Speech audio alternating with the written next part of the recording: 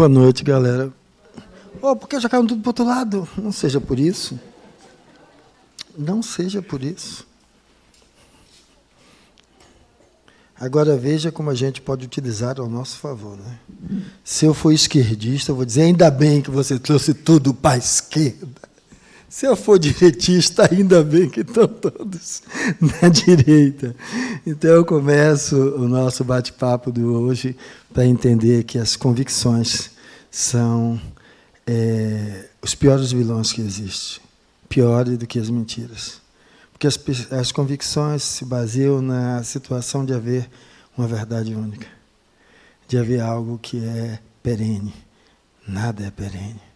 E nada é perene porque você evolui sempre. Ser perene não é ser o mesmo. Ser perene é continuar. E para continuar sem estagnar, tem que transformar, tem que mudar, tem que então recontextualizar tudo que está sendo vivido e visto. Para que então eu possa me permitir dar um sentido à imortalidade da alma, não ser o mesmo. A imortalidade da alma traz o seguinte sentido: eu sou imortal, e justamente a imortalidade me é dada, porque frente à imortalidade eu saboreio a impermanência. E a impermanência é que me diz que eu sou uma promessa de amor. Eu sou uma possibilidade ainda não cumprida.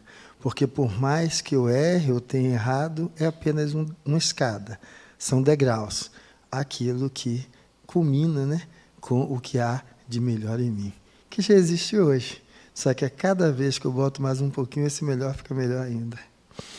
E assim, então, começamos a nossa conversa hoje, nesse bate-papo sobre reencarnação, processo educativo.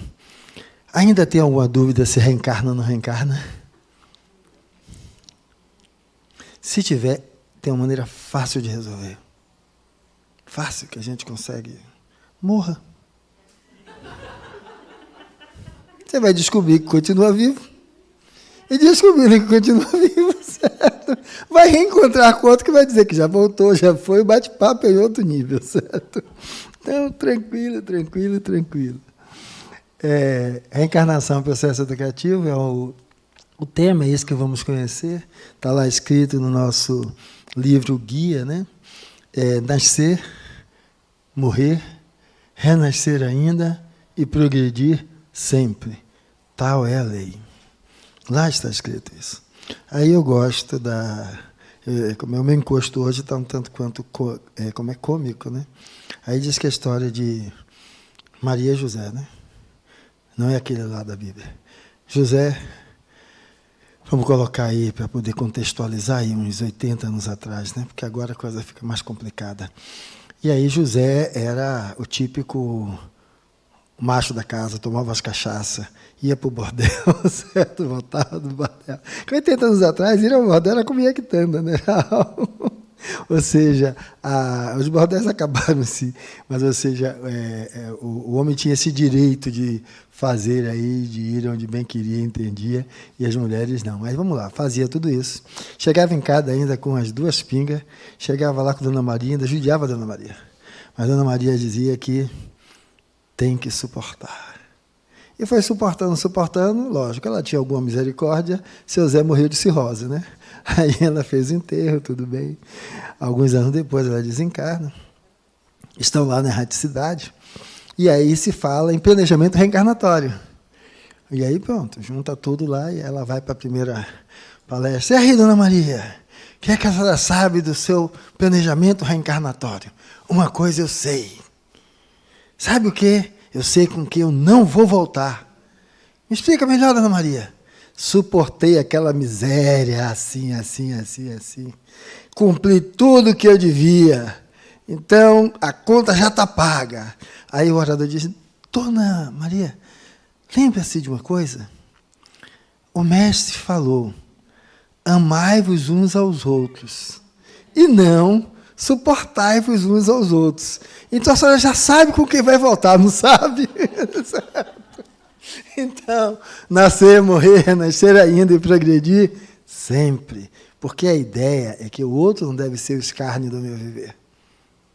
E aí, quando a gente consegue aprender isso, fica fantástico. E esse outro, eu já estou falando de, lógico que a linguagem da casa, e coisas vão se atualizando, é que eu perguntava quem era o outro, né?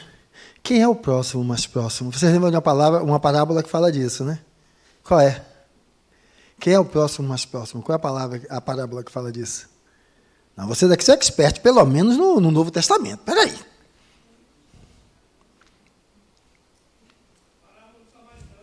Pronto. Vem cá mais para perto, uma voz entonada como essa, perdida aí no fundo. Não me diga isso. Não me diga isso. Venha mais cá para perto. Compartilhe conosco esse calor humano tão intenso. Venha mais cá para perto. A parábola do samaritano, né? É aquela de que estava a criatura lá caída, passa um, por ele se manda, que era o sacerdote, passa o outro senhor da lei também e cai fora, e passa o samaritano. Põe aquela criatura, coloca sobre o cavalo, leva para, para o estaleiro, chega lá, diz, cuide dele, tome aqui, se gastar mais do que isso, na volta eu complemento. E aí se pergunta depois, quem foi que auxiliou o próximo? Né? Quem foi o mais próximo? Justamente foi esse. Só que é interessante, por exemplo, se ela estiver pedindo esmola, eu posso ser caridoso com ela. Né? Eu posso fazer aquela de seguinte, abro a carteira, tiro o duzentinho e dou. Aí, duzentinho já é uma, né? Pelo menos 20%, não. 15% do salário mínimo, né? Então, já é uma. Aí você diz o quê? Uma outra parábola que fala do tamanho da doação. Qual é? Pelo amor de Deus. Me disseram que espírito era cristão, hein? Óbula da viúva, tá vendo? Sai. É só vencer a timidez. O óbula da viúva, tá a galera lá passando, dando os seus presentes lá, suas doações. E tem lá uma senhorinha toda assim acanhada com a filha do lado, né? Passando, né? Aí ela mete a mão lá na saia, sacode, puxa uma moeda, bota e segue na fila. Estava Jesus e os discípulos, né? E o mestre pergunta, qual foi a maior doação? E aí cada um fala daquelas coisas enormes que deram. E ele diz, a maior doação foi daquela mulher. Porque ela não deu daquilo que lhe sobrava. Ela deu daquilo que lhe era necessário. Então, minha amiga recebe aqui os 200, mas ela já tinha me visto em algum canto por aí, né? Disse, esse tem cara de religioso. Olha, verdadeira, agradeço muito, mas a verdadeira caridade vem do fundo da alma. Por que o senhor não esvazia a carteira? Certo? Não me dê do que lhe sobra, lhe dê do que é essencial. Tá? Vocês veem isso naquela passagem da sacolinha, né? Quanto mais você dá, mais lhe dão de volta. Mas essa caridade é muito parecida com a outra. Porque, lógico que quando eu dou do que me falta, agora eu tenho que perguntar o que é que realmente me falta. Então, o convite que eu faço a vocês nisso aqui é que aqui sou Joe que vos fala, Fernando Santos, já barrigudinho, certo? Que gosta de uma boina, não porque seja careca, mas sempre gostou desde os 14 anos. Pai de Bia, filho de Iracema. Esse é o personagem. Esse é o único personagem que eu já vivi? Já vivi vários outros. E vocês também, certo? E do lado de cá estaria eu, espírito, mais diáfano. Contudo, às vezes acham que o que está no reino material é o quê? Profano, indigno, é aquilo que merece ser execrado, que não vale nada. E o que está do lado de cá é o sublime. Então, eu quero que vocês façam uma caridade muito especial. Não é aquela caridade dos 200 contos. Se não puder, faça pelo menos essa. Mas aquela de esvaziar a carteira, não, mas a carteira é pouco, né? Eu tenho que dar do que me é essencial. Então, quando você estiver olhando para você, tenha compaixão com esse personagem. Esse personagem que erra porque ainda não sabe. Pode saber no conhecimento, mas não sabe ainda no coração. Olhe para esse personagem com compaixão. dizendo para você, para ele, que ele é seu irmão.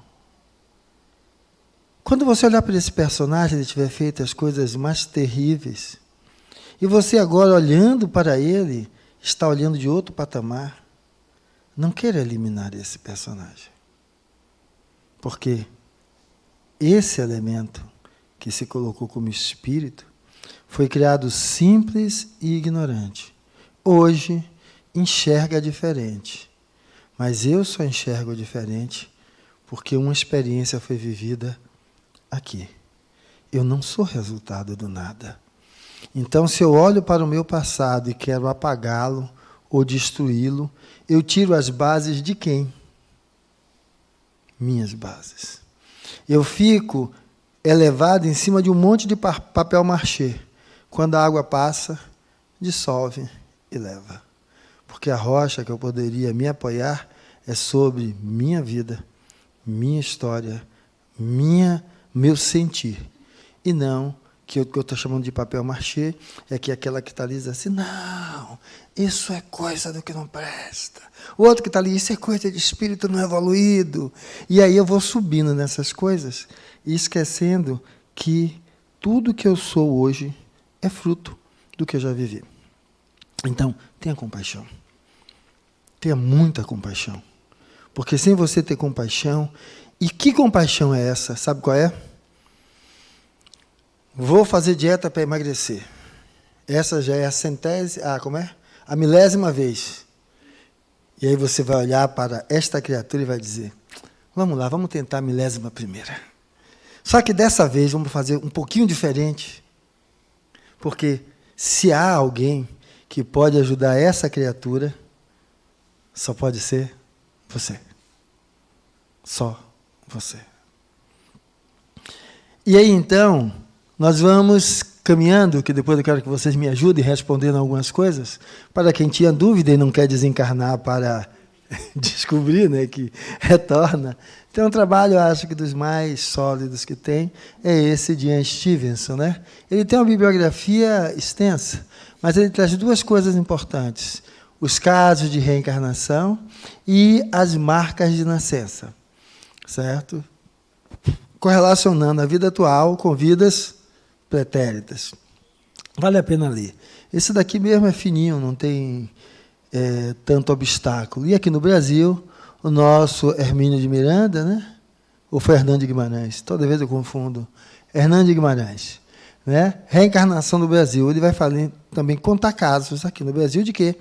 Crianças que relembram suas vidas passadas, você vai ao local e os dados que ela coloca batem, né, com os dados da realidade do outro que estava ali. Então, a partir daí, quem não quiser desencarnar, rola, né?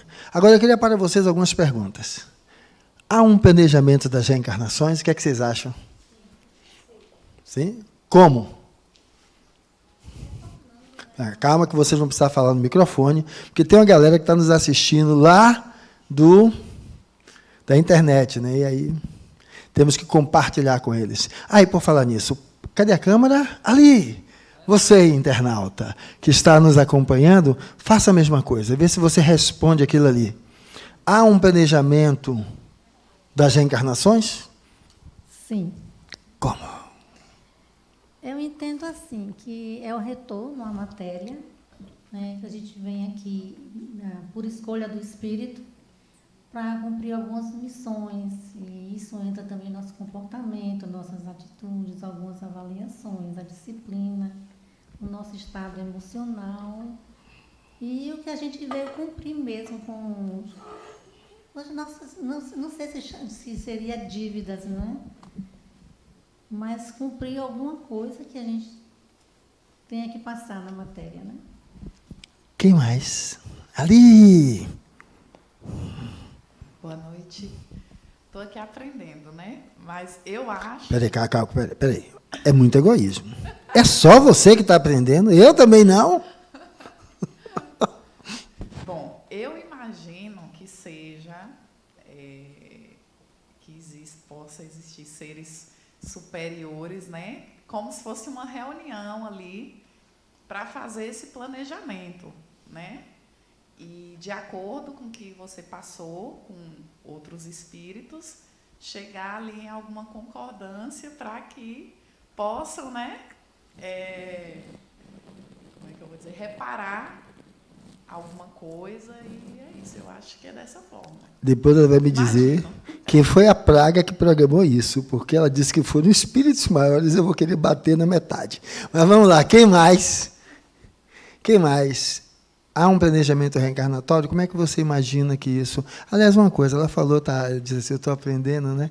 E eu estava brincando aqui. A primeira coisa é o seguinte, você lembra que eu comecei falando que as convicções são cárceres piores do que as mentiras? Ninguém aqui é dono da verdade. Eu estou no lugar de facilitador, então eu entro nesse... Eu tenho que estar cortando aqui, dando espaço ali, mas minha palavra não é a verdade absoluta, nem é de ninguém, certo? Então, para que esse nosso encontro possa fluir muito bem, se alguém disser que eu estou com uma camisa amarela e o outro disser que eu estou com a camisa abóbora, certo? Um pode dizer que é amarelo e o outro pode dizer que é abóbora. Eu só não quero que nenhum nem outro diga, olha, fulano errou porque não é amarelo, é abóbora. Fulano errou. Não. Eu tenho que sair dessa mania de pautar o que eu tomo como construto a crítica ao outro. Porque esta pessoa não constrói nada.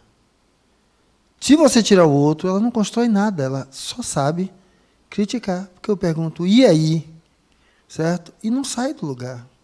Então, a ideia que eu estou falando, essa pessoa não é um de vocês, é essa postura. Então, eu preciso pensar, olha, eu penso desse jeito. E deixa o colega pensar do jeito dele, né? Então, aí, para poder ter espaço. E aqui, todos, eu brinquei com ela, mas todos estamos aprendendo. Certo? Só um tolo que acha que não aprende com o outro. Tá? Sempre. Porque o que é evoluir? Evoluir, de uma maneira metafórica, é ampliar a lente com a qual eu enxergo e interajo com a vida. Né? Se eu achar que eu sou dono da verdade, eu só tenho essa. Mas se eu puder adquirir a dela, a dele, a deles, essa lente vai se ampliando. Mas digamos que a de seu Ademir não presta. Véia, já meio careca, não presta, não presta. Isso eu dizendo agora, né? Mas o contrário, o olhar dele tem um valor que pode não se encaixar de maneira adequada nessa situação, mas naquela. Porque o outro que descarta o outro é como se a realidade tivesse pautada em um único pilar. Não há um único pilar. Então, se você entende o que é evoluir, aprenda a escutar o outro. Entender a verdade do outro. Entender não é aceitar. É compreender o racional sobre o qual ele construiu aquela verdade. Tá? E vai caminhando. Vai construindo a sua. Então, vamos lá. Eu queria mais alguma colaboração? Aqui temos mais duas. As mulheres estão ganhando. Oi. Assim, se nascer, morrer, renascer ainda e progredir sempre, tal é a lei, aí eu acredito que nesse planejamento é sempre considerado eu, né, esse eu espiritual, naquele momento, é considerado que eu quero sempre progredir, até chegar ao ápice, ou seja, a um ser iluminado, a um espírito grandioso. Sócio da Coelba. Seria bom. Agora é mais fácil, a gente bota painel solar, a gente consegue se autoiluminar. Eu acho que é isso. Acho. Quem mais? Aqui na frente. Olha, então, também a mesma outra observação que eu preciso fazer. Às vezes eu pesco algo do que vocês falam, e aí a construção que eu faço não é nem concordando, nem discordando, é para pegar aquele ponto e trazer uma contribuição de como eu enxergo. Tá? Porque aí a aula ganha um perfil da turma. Boa noite, Cristiane. Bem, assim, minha visão de reencarnação, ela é bem particular minha, né? E eu vejo como uma oportunidade de ouro. Né? Eu me sinto privilegiada de estar aqui encarnada e ter conseguido esse benefício da encarnação, né? Que não é fácil conseguir um pai e uma mãe, uma família para me amparar até chegar onde eu estou hoje, novinha, 50 anos. Não posso rir, não.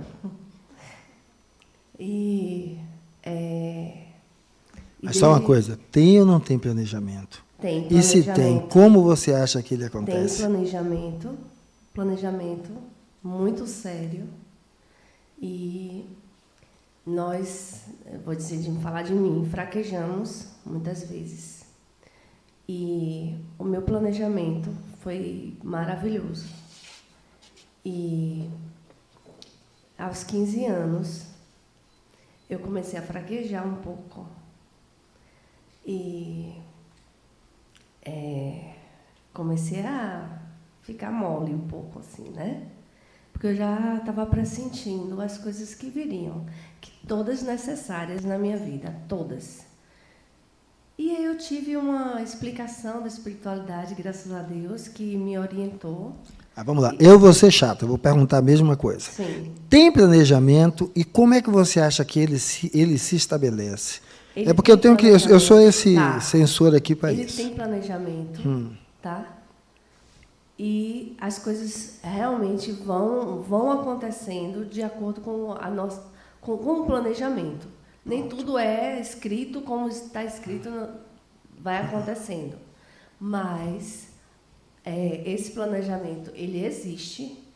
E se a gente não for tão rebelde, as coisas vão acontecendo. E dá tudo certo. Ok. Eu quero mais alguém, tem planejamento, e eu quero o seguinte, como você acha que esse planejamento é feito? Diga aí. Simpático. Olha, me conquistou. Me conquistou. Meu nome é Samuel. Assim, eu acho que a gente vive um processo evolutivo, né? Eu acho que cada passagem nossa aqui nesse plano, eu acho que a cada passagem a gente vem com o planejamento de sempre estar evoluindo para chegar a ser um ser de luz, como a nossa amiga falou. Então, Você também quer ser parceiro da Coelma, tá? Eu acredito que esse planejamento ele venha justamente em cima daqueles pontos negativos que a gente não conseguiu ajustar em vidas passadas, com o pai, com a mãe, com o irmão, com o amigo ou com qualquer outra pessoa, e que nessa vida a gente venha de forma diferente. Por exemplo, vou citar um exemplo. Às vezes a gente veio nessa vida aqui rico, não soube aproveitar a nossa riqueza, em uma outra, de forma positiva, em uma outra passagem a gente vem, de repente, pobre, para que a gente ajuste isso de uma forma legal. Não sei se... Okay. Deu para entender. Mais alguém? Cabe mais uma. Depois dessa eu tomo a palavra de novo. Vamos lá. Existe planejamento, e o planejamento ele ocorre a partir do momento que o espírito desencarna. E, a partir daquele momento, todo um trabalho vem sendo feito através dos espíritos amigos, ou que sejam familiares, ou que sejam guias espirituais daquele espírito que desencarnou, conforme as vivências que ele teve, conforme os compromissos que ele fez e que não cumpriu, ou que cumpriu e falta alguma coisa, ou que, enfim, as missões e os conflitos que ele teve. Então, eu acho que o planejamento ele gira em torno dessas questões que o espírito viveu e precisa viver. Vamos dizer o seguinte, eu pego Eliana, e ela é aquela mãe nota 1000, super protetora. E aí é o seguinte, o filho tem a jornada, mas ela, que é super protetora, ela vai fazer a programação da jornada do filho, buscando protegê-lo, buscando facilitar o seu caminho, buscando fazer com que as coisas se resolvam, e ela faz isso com a jornada do filho inteiro. No final da história, afinal, aquele filho é dono de si mesmo? Ou ele é um marionete de Eliana, que se diz tão cuidadosa, mas é extremamente possessiva? Aquele filho aprende ele foi criado para o mundo ou para o mundo de Eliana? E a gente precisa educar os filhos para o mundo. Então, se alguém vai se arvorar de ser o programador de minha reencarnação, vá tomar banho. Eu não quero ser um aleijado. Eu não quero ser alguém colocado ao lado. Quem tem que programar minha reencarnação sou eu. Agora, vamos dizer que a gente pegue aí umas 40 pessoas no bairro da Paz. Junte todos. Leve para um restaurante japonês. Não tem ninguém no restaurante, porque brasileiro adora fazer. O que é que você quer comer?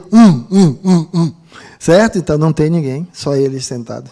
O menu não tem fotografia. E aí o pessoal diz, escolha o prato que você quer comer. De fato, ele está tendo escolha? Como há escolha se não há conhecimento? Quando lá naquele mito do paraíso, Eva seduz Adão, porque a mulher é uma praga, né? Adora seduzir o outro. Pobre coitado do Adãozinho, não queria comer a fruta da árvore do conhecimento. Mas justamente quando você come da fruta da árvore de conhecimento, ou seja, você sai do coletivo. Porque quando é que nós nos tornamos espírito? Quando eu posso dizer eu e aí o outro. Então isso é senso crítico.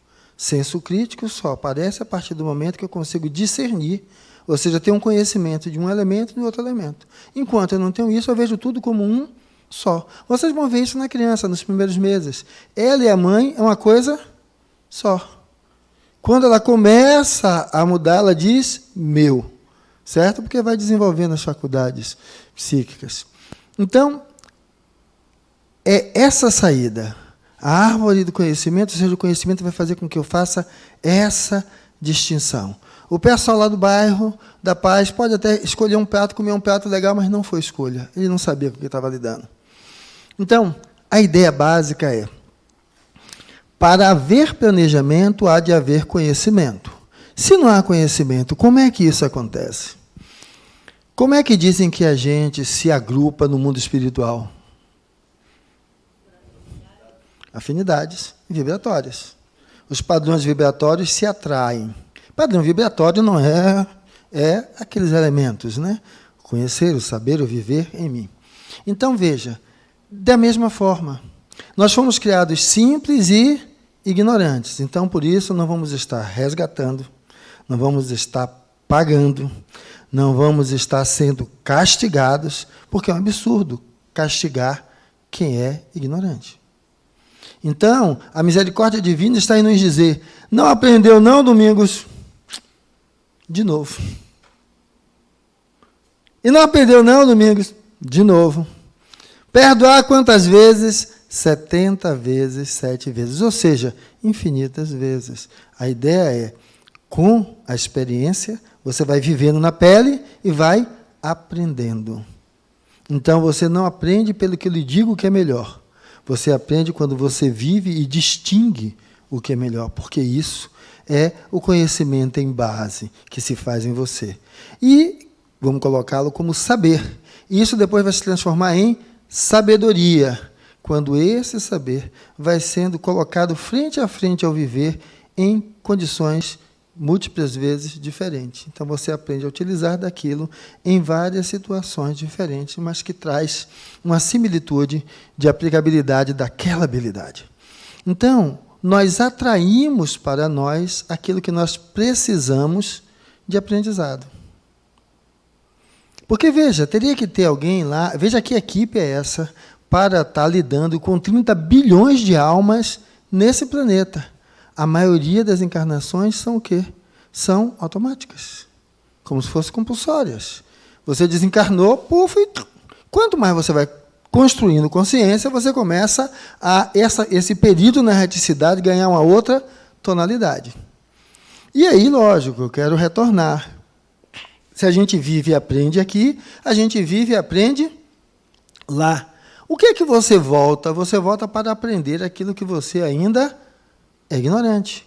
Contudo, se você desencarna entendendo que para todo crime tem um culpado, para todo culpado deve ter um castigo, Você vai voltar como? Pagando, resgatando, sendo castigado. Porque você não consegue conceber uma outra forma de aprendizado que não seja essa. E vocês acham que o castigo educa ou ensina? Porque se fosse isso, a Lemos de Brito seria um paraíso. Então, o castigo é uma outra transgressão. E transgressão mais transgressão é mais transgressão. E não transgressão mais transgressão é o 0 a 0. Não é. Então, mas, meu Deus, é assim. Então, ótimo, é seu Deus. Eu solicito que atualize para um Deus de misericórdia, plenamente de misericórdia. Fizeram minha pergunta na aula da terça-feira, né? Por que é que Deus coloca a gente aqui para passar por tudo isso? Como eu brinquei com ela, que se eu descobrir que foi que planejou essa encarnação, eu dou uns cascudos. Porque, na realidade, Deus não nos imputou passar por nada disso. São nossas escolhas. Ninguém está lá dizendo, olha aquilo. Agora, veja. Da mesma maneira que nós aqui encarnados temos amigos, desencarnados nós também temos. Da mesma maneira que, enquanto encarnados, temos amigos de patamares diferentes, certo? Desencarnados também. Da mesma maneira que, enquanto encarnados, nós podemos nos agrupar no bar tomando uma, certo? Podemos nos agrupar no trabalho buscando descobrir novas coisas, novas tecnologias, melhorar a vida da comuna, aonde no meu condomínio a gente senta para discutir a melhor forma de buscar baixar custo, respeitando a qualidade de vida e o meio ambiente, ou seja, sua vibração determina o núcleo com o qual você se coliga. Que esse núcleo, lógico, ele nutre esses padrões, fortalece, que aí quando você volta, você já volta numa vibe diferente, porque você integrou determinadas coisas. Então, quando vamos falar de planejamento das reencarnações, é que há planejamentos reencarnatórios, há contextos grupados, ou seja, o Kardec, a construção do Livro dos Espíritos, havia um planejamento ali. Agora, se ele não fizesse, ia deixar de ser escrito? Não, outros iriam ser coaptados para aquilo. Então, vamos entender o planejamento não como algo que é 1 mais 1 mais 2 mais 3. Tá? Vamos entender que não é o que alguém imputou para mim, porque senão a gente não aprende a caminhar. Ou seja, nós somos resultados das nossas escolhas. E da mesma maneira que entre encarnados, essas trocas vão nos ajudando a fazer escolhas diferentes, isso também entre os desencarnados do mesmo jeito. Mas, então, quer dizer que não há planejamento reencarnatório? Há. No momento que eu aqui busco guiar minha vida dentro de valores mais estruturantes para mim como pessoa e para a sociedade na qual eu vivo, eu estou fazendo o quê? Gerando um padrão vibratório que será determinante do meu convívio na erraticidade. E vice-versa, se eu faço isso lá, eu estou gerando um padrão vibratório que será determinante da minha trajetória aqui. Mas, Fernando, era assim tão interessado, mas às vezes aparece aquele calo. Aquele calo é algo que você ainda não resolveu, que você já está protelando há umas 100 encarnações e agora precisa de resolutividade. Então, debruce-se sobre aquilo e faça a diferença. Então, há um planejamento, mas dentro desse contexto. E não exatamente João que diz para onde José vai. Porque, senão, a tutoria lhe deixa incapaz de caminhar. Não, Fernando, mas é só no início, depois eu vou caminhando. Como é que você aprende se você não experimenta? Mas eu vou errar. O erro é caminho do acerto. Então, entender um planejamento como auxílio, mas não como esse determinismo, que parece ser aqueles filmes de ficção científica. Você vai fazer isso, você vai fazer aquilo, como se nós não tivéssemos livre arbítrio. Agora, você lembra que eu comecei falando do espírito ter compaixão pelo personagem? Então, utilizando o meu dom, como é? Meu dom de representação, de ator. Tá? Ela estava ali ligada, né? Veja só. Que lástima. Na minha adolescência, saí do caminho. Me dava e deitava com qualquer um. Me vendia por dinheiro, me vendia às vezes apenas por uma dose de bebida. Me vendia também por coisas melhores. um passeio de iate, uma viagem para fora. Mas que pessoa execrável.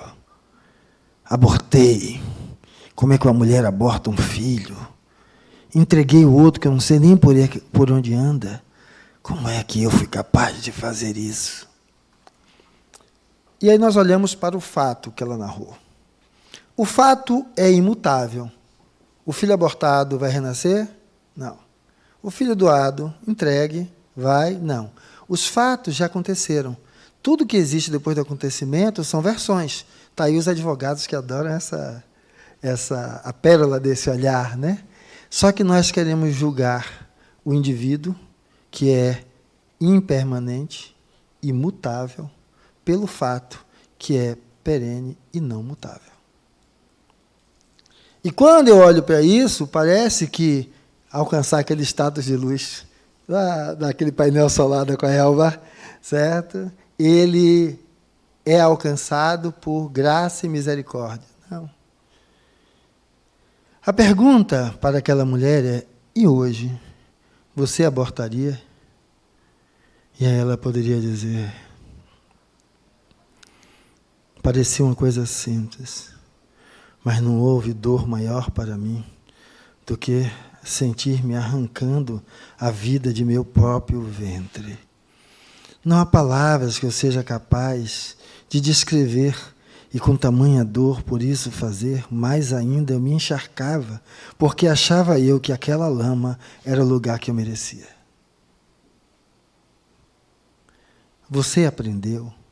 Sim. Não se pode desprezar a vida. Acabou. Ela precisa pagar alguma coisa?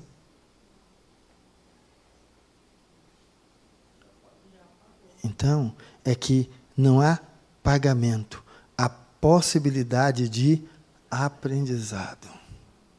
Então, não importa o fato, a pergunta é: e você aprendeu?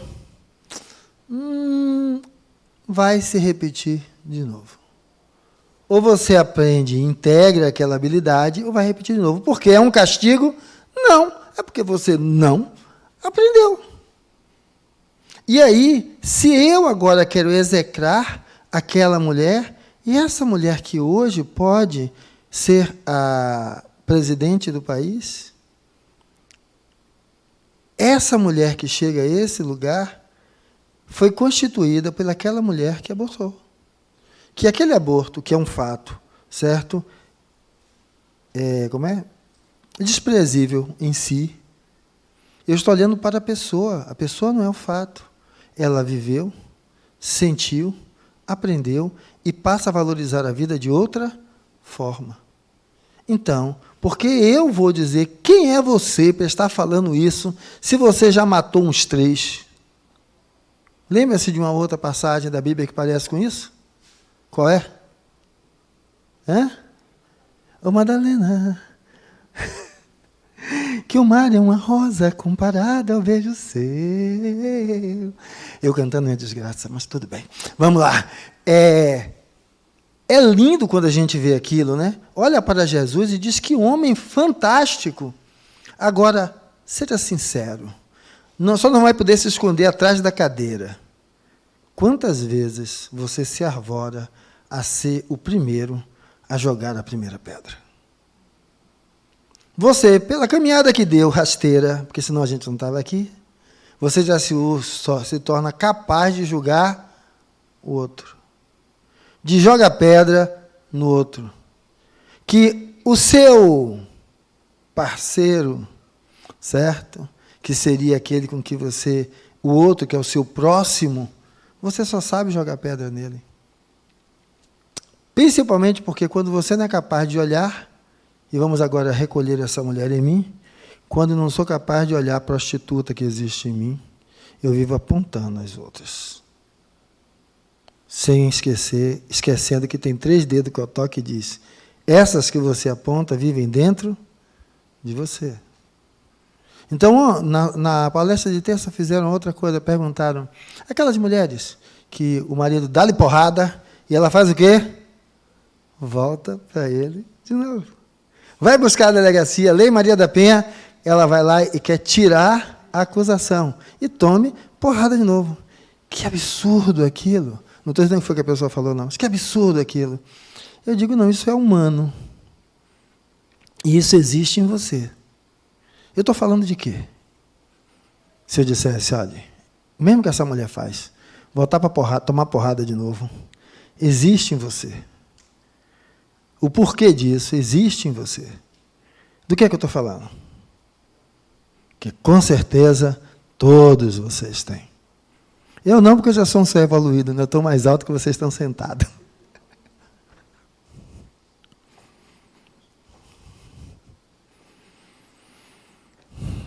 Quem aqui nunca se sentiu ou não se sente paralisado frente a determinadas coisas? Que você sabe o que está acontecendo, sabe o que é, sabe como está. Ou faz de conta que não enxerga, ou faz de conta que não sabe, ou se esconde por trás de dizer, eu não tenho como dar jeito. Você está fazendo igual àquela mulher. Porque isso é inércia.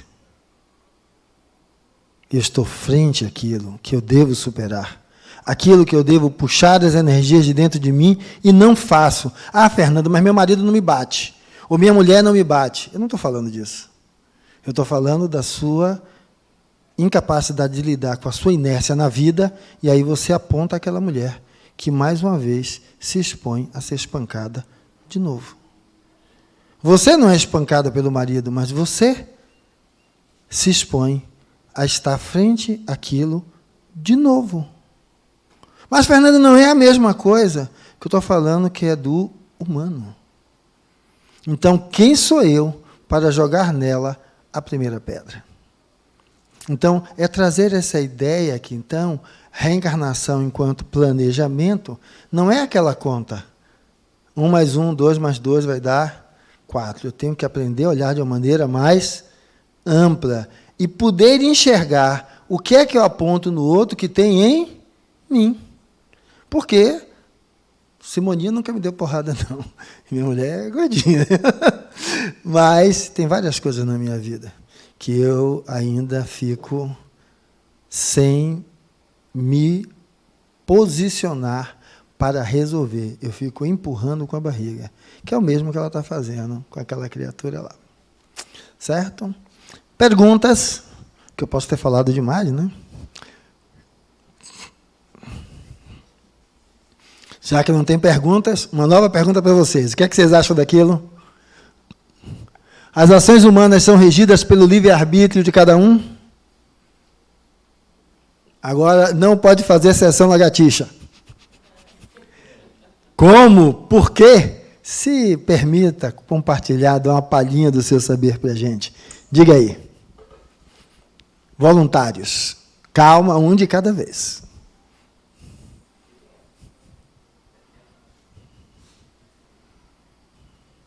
Boa noite.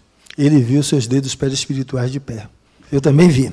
Veja bem, até que gostaríamos de ser livre a ponto de agir com o nosso livre-arbítrio. Pensamos até que fazemos isso, mas somos produto do meio. Então agimos, muitas vezes, inconscientemente, como se fosse nós. Mas fazemos, a maior parte das vezes, o que o social quer, o que determina o que está por perto da gente. Então, nós achamos que somos... Primeiro, não me bote no seu balaio, é você. Você pode falar até eu faço, vai ficar forte, vá. Use, mude aí o pronome, mude. Eu faço, imaginando que sou eu que estou fazendo. Mas o meu agir, isso eu vou dizer a você assim, hoje eu sei disso, por causa daqui. Eu já tive uma aula onde ele disse, nós precisamos quebrar a coisa do social, o que a sociedade determina. Precisamos ser independente nas nossas ações.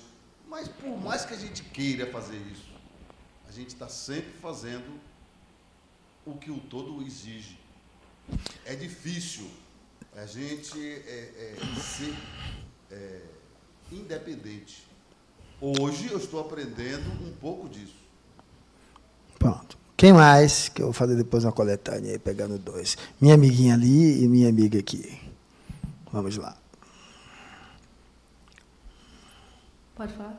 Pode. Eu retornaria com outra pergunta, assim, que livre-arbítrio? Porque eu acho que o mínimo do mínimo é o que a gente tem aqui de livre-arbítrio. Mais outra me botando no balaio. Ai, gente. Vamos lá, a outra ali atrás. Oi. Assim, eu acredito que nós temos sim um livre-arbítrio. Eu acredito nisso, que eu tenho um livre-arbítrio. Que eu posso ter, a depender de cada ação que eu vá fazer, cometer, sei lá qual é o verbo, eu tenho um sensor que vai dizer para mim se sim ou se não. Eu estou falando, claro, também do homem médio, eu estou falando dos doentes mentais, né? Estou falando do homem médio. Então, eu acredito que nós temos, que eu acredito que eu tenho esse livre-arbítrio, que eu posso escolher a ação que eu vou executar naquele momento de acordo com os meus parâmetros de educação, de cultura e etc. E tal. Ok. Mais alguém? Cabe mais um.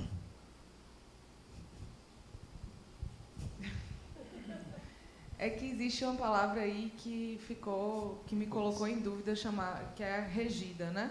Quando eu tenho certeza da minha ação, do meu livre-arbítrio.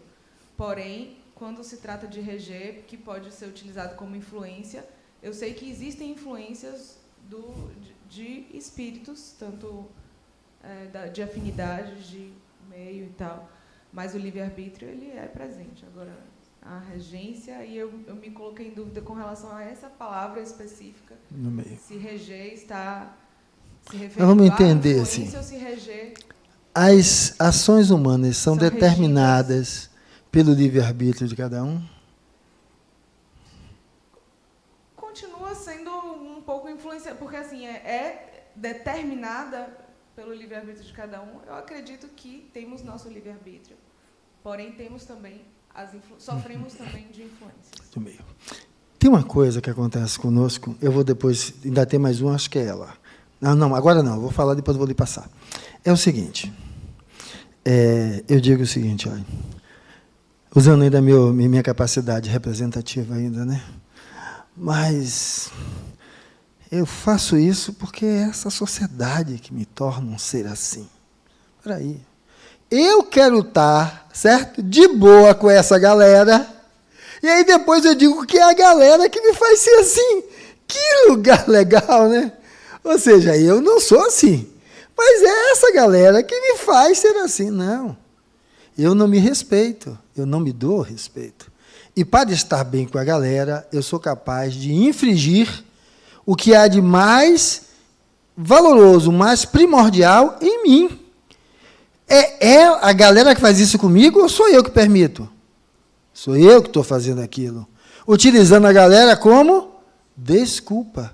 Agora, se você ainda estiver morando, vivendo, naquela época de Adão e Eva, que não comeu ainda do fruto proibido, certo? Tudo bem. Mas você já comeu, porque senão não estaria aqui. Você já é espírito. Então, não se esconda por trás da sociedade. Olhe para a sociedade, reconheça a influência que ela está tendo sobre você, mas reconheça o quanto você está permitindo que aquilo seja daquela forma para se sentir fazendo parte, enquadrado, acolhido. E aí você vai começar a olhar o como é muito mais você que rege a sua vida do que o que você pensa.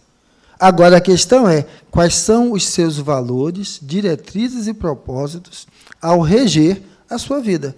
Se os seus valores, diretrizes e propósitos estão todos dentro do balaio que eu brinquei com ele, disse, não me bote desse balaio, não, que isso é o seguinte, não fomos criados simples e ignorantes? Ninguém aqui é igual a ninguém. Então, por isso, eu não posso usar muito o agente, porque o agente eu nego a singularidade do outro. Quando digo eu, aí eu deixo de me esconder por detrás do social, da comuna, para expor a mim mesmo. Tá? Então, esse é o mote daquela fala. E aí, então, o que é que eu vou precisar perceber? O quanto disso sou eu. se eu não conseguir dizer o quanto daquilo sou eu, a gente vai dizer o seguinte: 2 guri aqui da favela, gêmeos, nascem, um vai virar aviãozinho. Sabe que aviãozinho? Aqueles que... Certo? E o outro continua estudando, vai terminar o 2º grau, vai abrir uma biboquinha, daqui a pouco está com o armazenzinho aí dentro também. O meio não é o mesmo, a família não é a mesma. E por que é diferente? Por que é diferente? Então, eu não estou dando a resposta, mas eu estou colocando o alfinete no lugar. Mas, se é diferente, teve um elemento determinante que foi individual. Que enquanto um se deixou seduzir, o outro disse: esta tentação não me consome. E talvez ele esteja dizendo isso porque há umas encarnações atrás ele se esbaldou naquela tentação e descobriu o quanto ela é dolorosa. E aí então ele aprende, e nessa agora é diferente. Então, o meio influencia o homem, mas o homem é determinante do meio. Para que ele ganhe o livre-arbítrio, é isso que precisa estar imbuído. Diga, enquanto eu passo por uma coisa que eu queria ver aqui.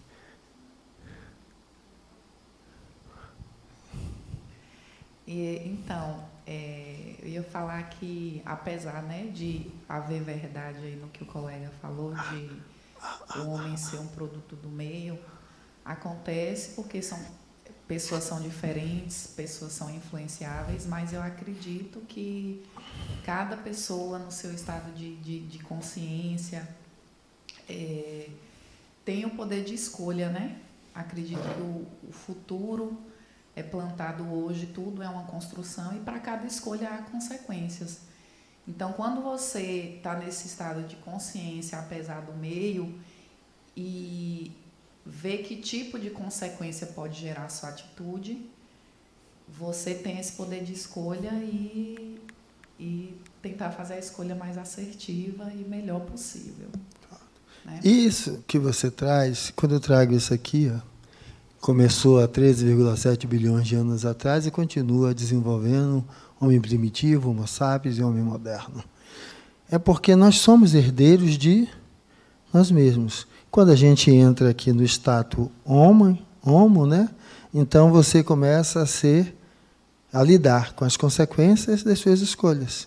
E também com o aprendizado que as suas escolhas lhe traz.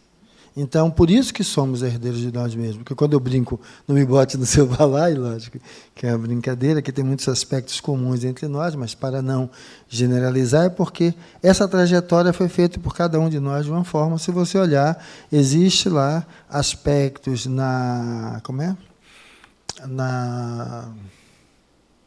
hoje eu estou bloqueando. Que mostra, né, a evolução das formas de vida. Existem similaridades na formação dos seres, né? A embriologia.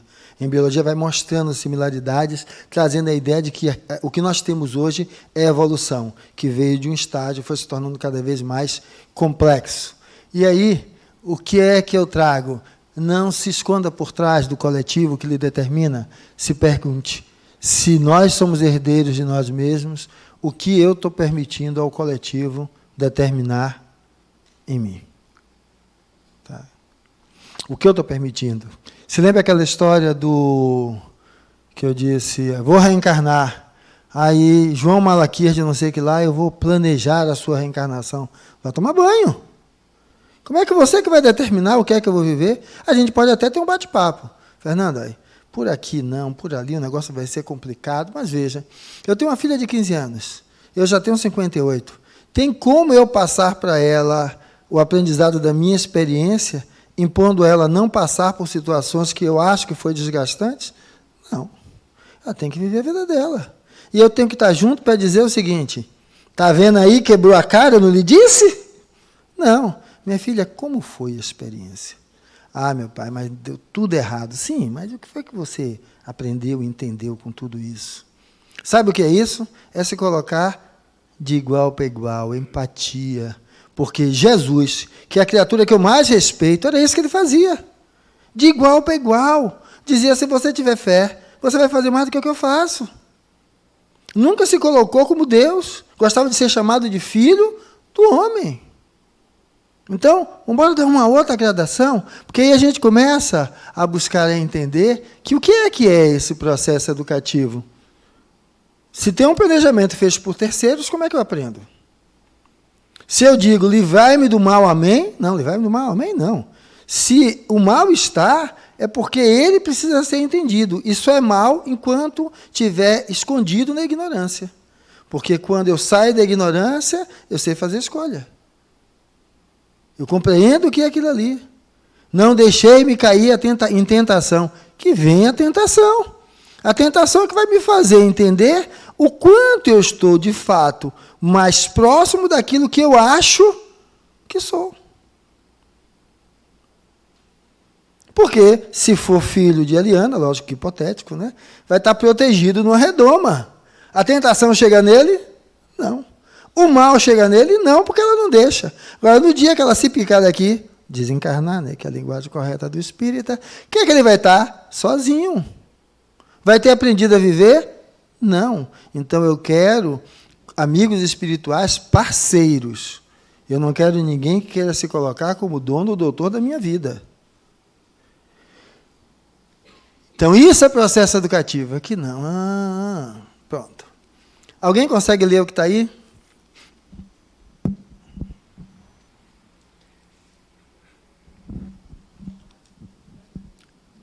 Automatismo psíquicos. De acordo com uma pesquisa de uma universidade ignícia, não importa em qual ordem as letras de uma palavra estão. A única coisa importante é que a primeira e última letras estejam no lugar certo. O certo pode ser uma bagunça total, que você ainda pode ler sem problema. Isto é porque nós não lemos cada letra isolada, mas a palavra como um todo. Show de bola. O que é isso? A nossa mente, para lidar e se ajustar com o viver, cria protocolos. Ele precisou ser ensinado a fazer isso? Não. Ele só está percebendo que a mente, para ler, criou um protocolo. Ela não lê por letra, mas lê em bloco, a palavra. Então, por isso que às vezes a gente diz, eu vou começar a dieta na segunda, e termina quando? Na terça. Alguns terminam na segunda mesmo. É porque a gente está querendo achar que a coisa é assim. Minha filha, quando eu digo que a comida me toma, que prazeres eu estou compensando com aquilo? Tá? Já o inverso, a comida me toma, o quanto eu estou me castigando com aquilo. Não estou falando só do obesinho, não, que aqui aumento da circunferência abdominal já dá aumento de infarto, de AVC. Então, o quanto eu estou me castigando com aquilo. Essa é a pergunta. Por isso que se lembra aquela história? Quem aqui pode atirar a primeira pedra? Quem é que conhece os protocolos psíquicos que aquela pessoa, aquela mente desenvolveu e colocou ali? Então, para nós percebermos que a mente do outro não é algo simples e fácil de ser compreendida. Então, há um chamado constante para a gente entender que... Se lembra de livre-arbítrio? Mas a gente não tem livre-arbítrio, a gente... Tudo domina a gente, os complexos. Tá? Enquanto eu for um complexado, ou seja, durante toda a minha existência, porque sempre eu serei um complexado, porque sempre haverão complexos, mas quando o complexo constela e passa a reger a minha vida, tá? Eu perco a autonomia de viver. Então, é o que eu tento retratar com essa senhorinha escondendo as mãos. Porque o complexo surge como repetição de padrão, e ele só pode ser superado se for vivido em sua plenitude. Então, ou seja, quer desenvolver melhor, você vai precisar atrair até você e beber a última gota daquilo que, por causa dos seus complexos, mantém a distância. Por isso que não adianta livrar-me da tentação ou livrar-me do mal. Amém. Eu vou precisar lidar com aquilo. No cara a cara. Eu aprendo a superar vivendo e não sendo protegido dele. Mas não quer dizer que a gente tem que se jogar de cara? Não. Eu estou dizendo que você olhe, analise, reveja. Mas entenda que enquanto você não encarar e você não lidar com aquilo, você não resolve. Mas, Fernanda, isso é planejamento reencarnatório. O complexo resolvido, que na realidade é dissolvido agora, ele não é determinante amanhã. Então olhe, beba até a última gota e se resolva. Para que então você entenda que aquela palavra que você ficou ali, como é? Engasgada nela, determinante não é regida. Então, o quanto sua vida é regida, determinada pelos complexos, enquanto você não toma ciência desses complexos. Para que, podendo trabalhá-los, diminua a energia dele e o seu direito de escolha impere, porque você não está mais sendo manobrado pelo complexo. Mais um pouquinho. Não, agora eu quero voltar. Se ele voltasse tão rápido, é porque... Cadê? Bora, meu filho, vá.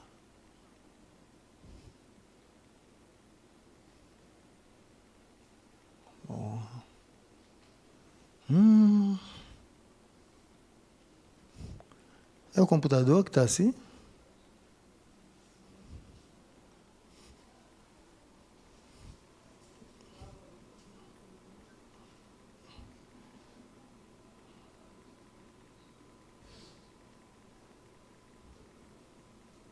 Pronto. Aqui. A toda ação corresponde uma reação, tanto do ponto de vista da física, como das atitudes humanas? Sim, não, como, por quê?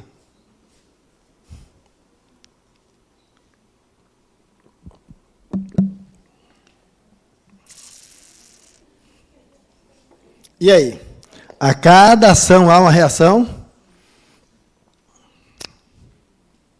Como? Não, eu não sei se tem inibidos que eu faço depois uma brincadeira ou coisa não, porque é só para que a gente descontraia um pouquinho aqui, né? Que na realidade é a vida da gente. Oxê, afinal, só um complexado para lidar com o outro, certo? A própria física diz isso. Toda ação vai ter uma reação. Então, se a física prova isso para a gente, por que o humano vai ser diferente? Não.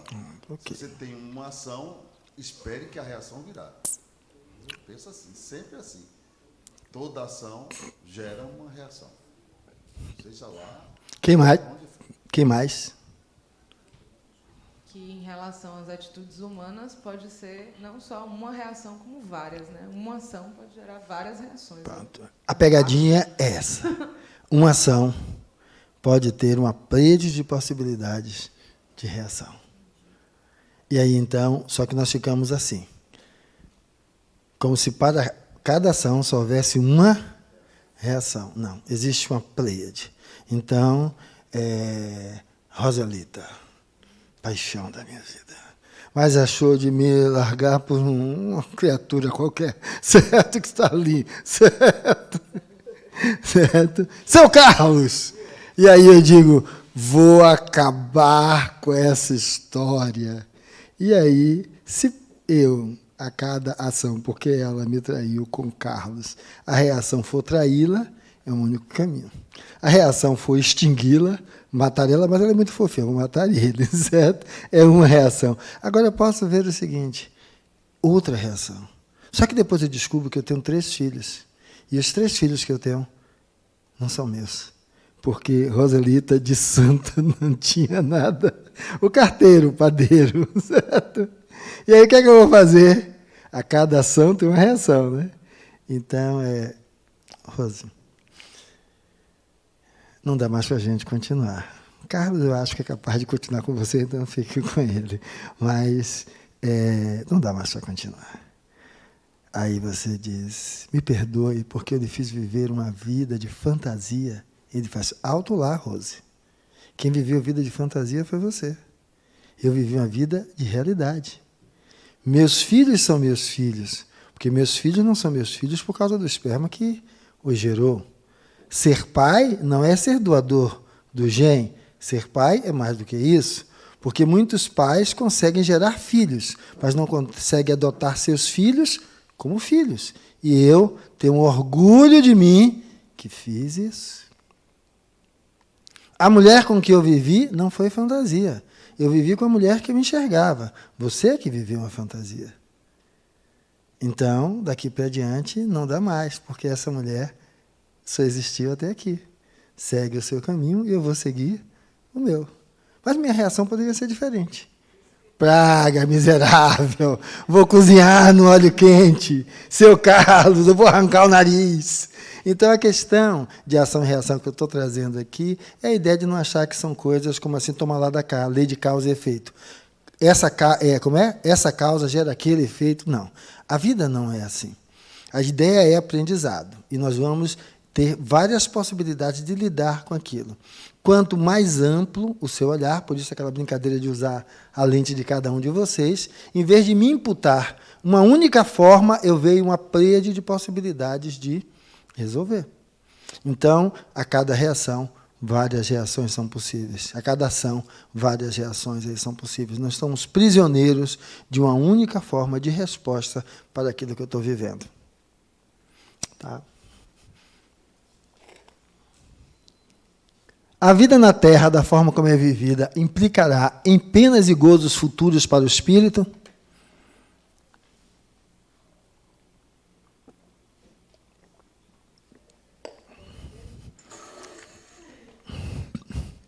Não, como, né? Como é que você vê isso? Aqui é bem eclético, é só para a gente trocar. Bom, acho que a próxima vida vai ser um pouco determinada do que a gente fez nessa, né? Então, eu acho que tudo de bom ou de ruim que a gente fizer, acho que implica, sim, em consequências futuras para o espírito e, consequentemente, também para uma próxima vida. É o meu hoje que constrói o meu amanhã, né? Sim. Um pouco nisso. O que mais?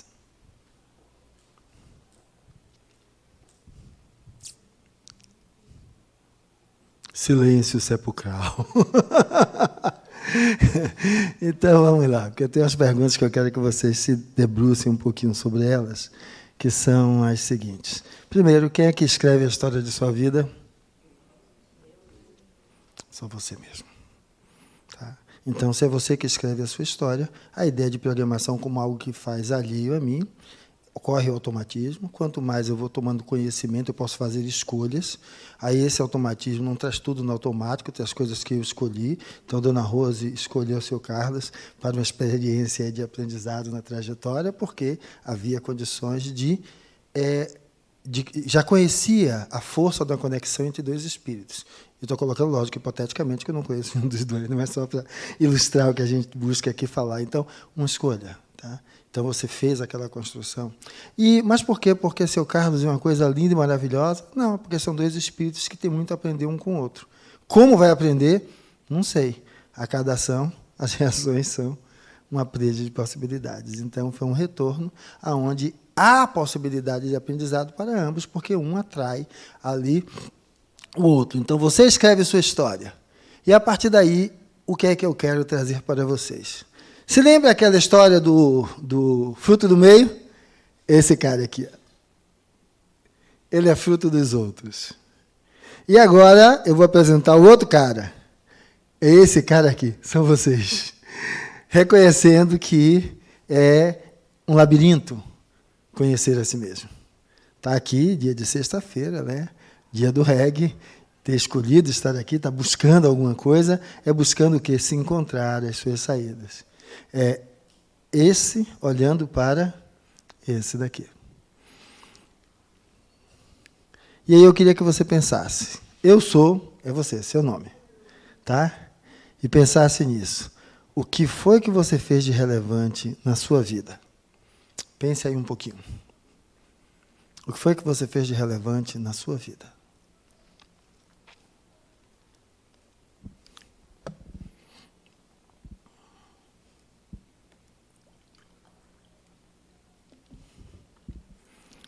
Pronto?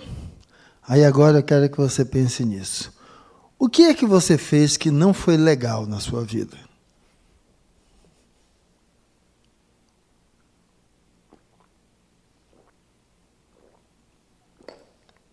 Quem estiver na internet, faça a mesma coisa.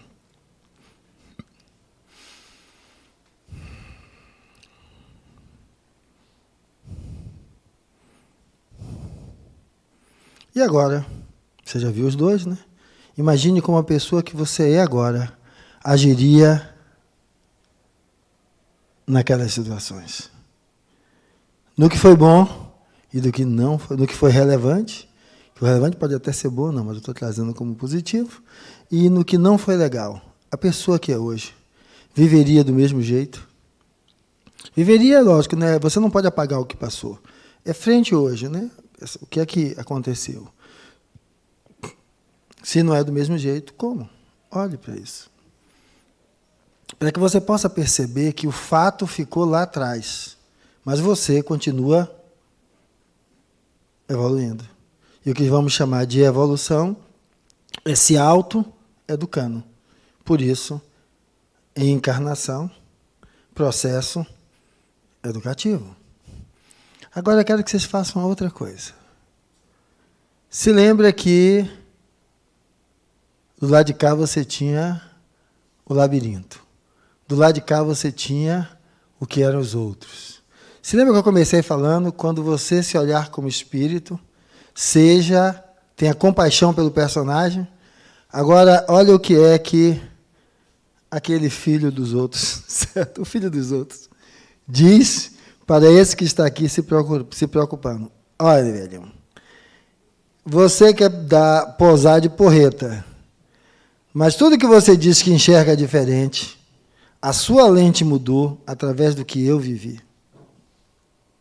O que eu estou descrevendo é, compreenda que você determina o meio, mas você também, certo, é envolvido. E aquele envolvimento lhe trouxe uma mudança e um crescimento.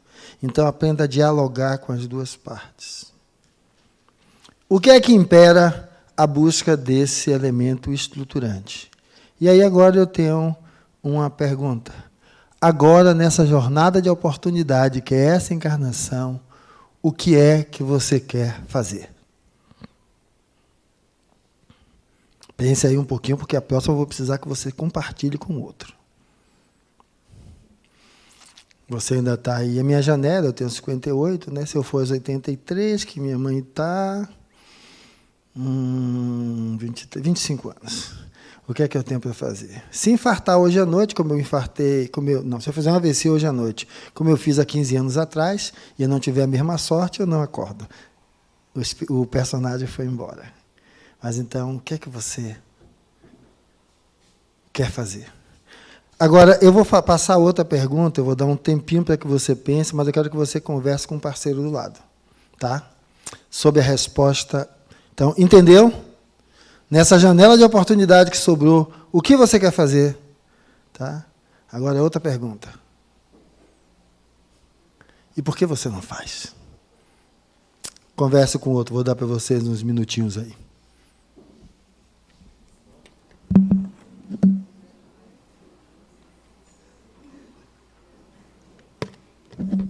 Entendeu? Você notou que a vida passou, mas você ainda está vivo. Ainda tem um caminho para trilhar. Tem coisa que você quer fazer, por que você não faz?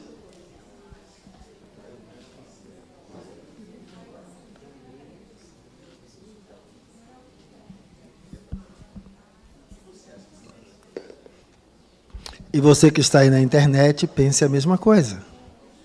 Pode justificar para você mesmo. Por que você não faz?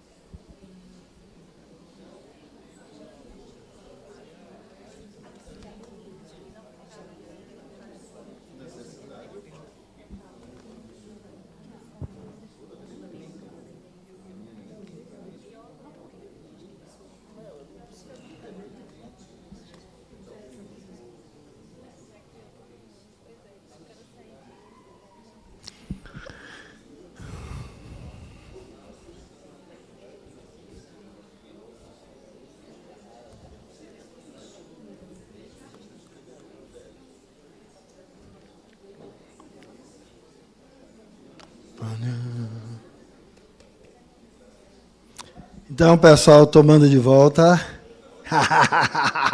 Peraí.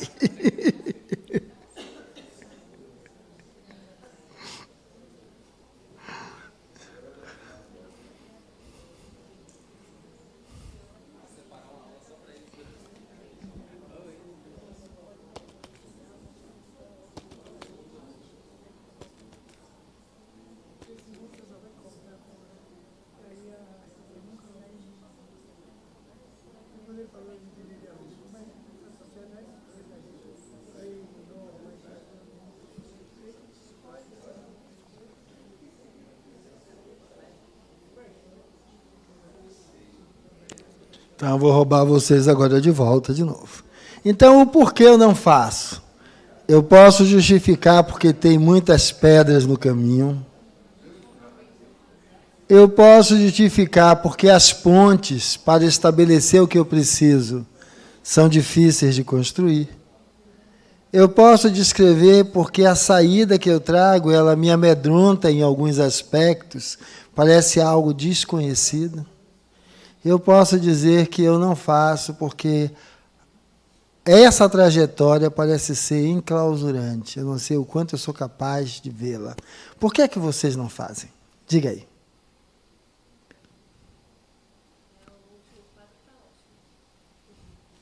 Aquele?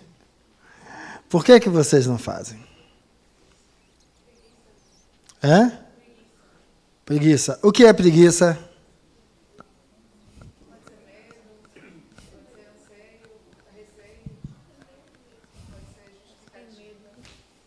Medo, preguiça, justificativas. Na realidade, a ideia é que eu preciso olhar para o que em mim são os meus entraves, as minhas barreiras, porque aí eu deixo de apontar o outro. Tá? Então, aí eu vejo que essa trajetória ela tem uma finalidade de educar a quem? A minhas filhas? A mim. Que o maior empecilho para que eu alcance o que eu preciso está onde? Em você. Por quê? Porque é você que tem que decidir o esforço que você precisa fazer para reconhecer os seus equívocos. E reconhecendo os seus equívocos, determinar o sacrifício para mudar aqueles protocolos e poder alcançar aquilo que você deseja e quer. Então não adianta botar os joelhos no chão, subir a escadaria do Bonfim é fácil, são 3 degrauzinhos, né? A da Candelária que eu quero ver. Mas não adianta fazer nada disso, porque isso não cai do céu. Não adianta dar 1 milhão para o lado dos idosos. Se tiver, dê. Não aquele de São João, mas 1 milhão mesmo. Certo? A caridade, essa mais simples, é útil, você precisa compartilhar com a sociedade. Agora, não se limite nisso. Se desafie a olhar, que foi um pouquinho do exercício que vocês fizeram aqui agora. Porque os obstáculos que vocês colocaram, eles são capazes de demonstrar onde você está. Utilize o obstáculo que você viu aí para responder para você onde você está. Porque se você não sabe onde você está, você não sabe o que você deve fazer para onde você quer chegar.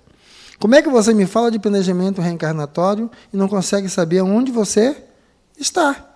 Então, seu retorno será compulsório. Bateu, foi, voltou, foi. Orando para que Nossa Senhora Meimei Bezerra de Menezes ilumine você, não. Viva! Com quem você está. Não adianta ter medo. Você só atrai o que lhe diz respeito. Olhe para o que você atrai. O que você atrai revela quem você é. Aquela dificuldade que você... Isso é o quê? A preguiça? Então, se minha parceira, que é com ela que eu estou, certo? Quem sou eu para ter preguiça de fazer meu autocuidado? Tomo banho lá uma vez por dia, olhe lá, cabelo desgrenhado, roupa amassada, não me cuido. Aí, se é obsessor, é assim, é um dos sinais de obsessão. Você começa a perder o autocuidado. Mas o problema não é o obsessor, o problema é você. Tá? Então, com quem estou? Você precisa olhar de onde venho. Porque se eu não olho de onde... Para mim, o olhar de onde venho é reconhecer e valorizar. Aquilo me constituiu. E não dizer que aquilo não presta. Você lembra da dramatização aqui da criatura que abortou e entregou outro filho sem saber para quem? Ela tem que olhar para aquele passado, que é de onde eu venho, e dizer, isso me ensinou. Eu aprendi com isso. Porque, enquanto ela não olhar, parte, talvez, do que vocês disseram, que era o porquê não faço, esteja na inabilidade de reconhecer de onde você vem. E, lógico, aquele corredor que foi acolhedor para muita gente, o que é que você sabe do mundo? Você mal engateou e quer voar. Mal engateou. Tem 20 anos de espiritismo, se acha uma coisa fantástica. Nada. Vou terminar os 10 ciclos da ULA, eu vou estar pronto. Para quê? Começar do primeiro. Agora com um olhar mais amplo e vendo os mesmos assuntos, de uma outra forma, que já não são mais os mesmos. Ou seja, veja o que é que você conhece do mundo, porque às vezes o que está ali como se fosse algo, algo obscuro, algo que lhe restringe, é por falta de conhecimento. Se lembra? Conhecimento liberta.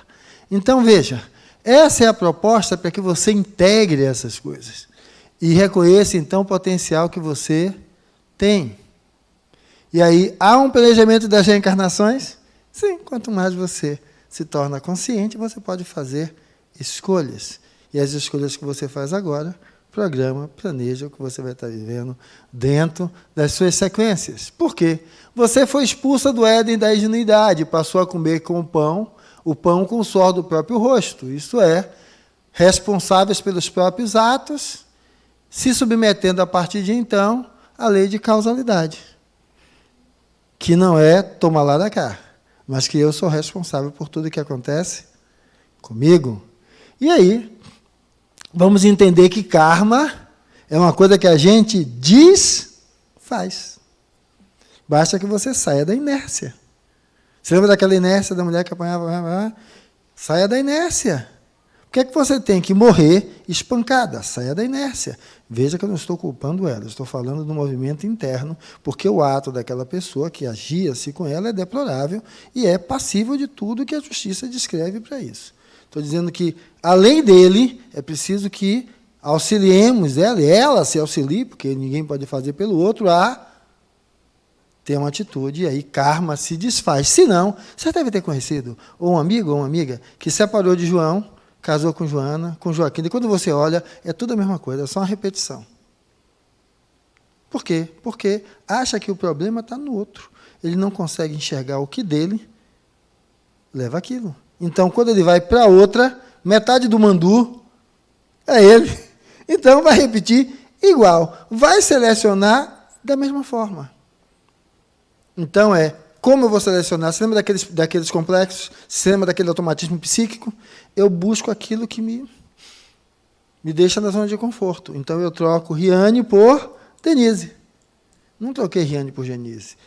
Eu enxerguei Riane pelos meus complexos. Não tendo visto, não tendo assumido, não tendo dissolvidos, eu vou enxergar Denise pelos meus complexos. E aí eu vou estar vivendo algo similar. Aí eu digo, agora eu não quero mais nada, minha paixão é Domingos, esse carequinho assim. A mesma coisa, tá? Porque não são as pessoas. Eu estou brincando porque não são as pessoas. É você. Então, se transforme, se modifique. E aí, então, você vai dizer o quê? Como é que será seu futuro? A partir daí. Então, por que não faço? Olha o porquê não faço. Com essa pleiade que eu estava sugerindo aí, que a gente começa a ver como você pode ser diferente. Você lembra que eu mostrei 2 rostos? Uma era a figura dos outros. O outro era uma incógnita, mas ainda com corredores pré-definidos, né? Então, eu vou por aqui. É lindo, lindo. Bem definido direitinho. Só que quando alguém vai adquirindo o saber, as regras que o guia são as regras impostas pelos outros ou são as suas próprias regras? Suas próprias regras. E as suas próprias regras são suas. Isso eu não estou falando que é transgredir por transgredir. É quando eu sei para que a regra serve, eu sei aonde ela se aplica e aonde ela é exceção. Porque nada serve sempre para tudo do mesmo jeito, que isso é a sabedoria. Então, é essa ideia para que eu saia do coletivo e entenda que o livre-arbítrio é a utilização daquela eu crio, eu constituo minhas leis, sem desrespeitar a lei do outro, mas sabendo adequá-las àquilo que ela é condizente com o espírito que sou. Mas, Fernando, você fez uma merda, e sou responsável pela merda que fiz e vou assumir a responsabilidade pelo que daí decorreu. Então, vamos começando a perceber que isso é, certo, ser herdeiro de si mesmo. A pessoa que você busca sai daí de dentro, que vai ultrapassando tudo isso que a gente já tinha visto aqui, e aí vai entendendo esse processo educativo. Cadê? Quero outro. Que a gente passou por isso, para vocês entenderem o que é que era, passamos pela velhinha, e aí, esses outros são só encarnados, são também desencarnados. Agora, digamos, deixa eu pegar um outro Cristo aqui, né? Seu Antônio. Frente a Antônio, certo?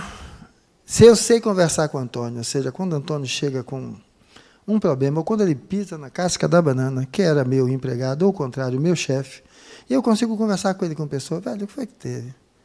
Você normalmente nunca foi de chegar aqui pisando nos outros, você me expôs ali no meio da galera, o que é que está acontecendo? Tem alguma coisa que não está legal com você? Aí, Antônio, o irmão que me demoliu na frente dos colegas, porra, é isso mesmo, hoje o negócio em casa foi, ele muda. Se eu aprendo a conversar com o Antônio assim, na hora que Cristiane desencarnada chega para mim, virada no cão, eu sei conversar com ela? Sei. Porque conversar com espírito é conversar com pessoa. Agora, se eu não sei conversar com Antônio, quando Cristiane, virada no cão, chega para mim, eu digo, tome aqui, bebe esse copo d'água, tome esse oxigênio, o manto de Nossa Senhora vai lhe proteger, certo? Eu não consigo conversar. Eu quero despachar a Cristiane. Eu não consigo dizer, mas Cristiane, o que foi que aconteceu? Eu não consigo lidar com Cristiane como eu lidei com Antônio.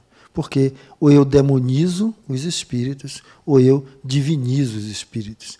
Os espíritos não devem ser nem divinizados, nem demonizados. São pessoas. E como é que eu aprendo a lidar com o espírito? Aprendo a lidar com os encarnados que estão na sua vida. Pessoas. E aí você vai começar a compreender que quando você aprende isso, é uma construção.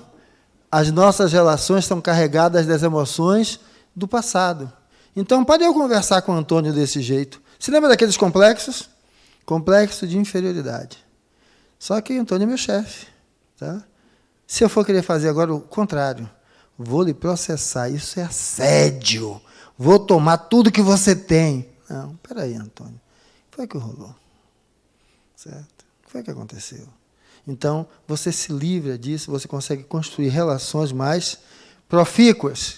Essas relações vão permitindo que eu entenda que impulsos, estímulos, reações emotivas não são apenas fruto da nossa vontade e do meio ambiente. Você lembra?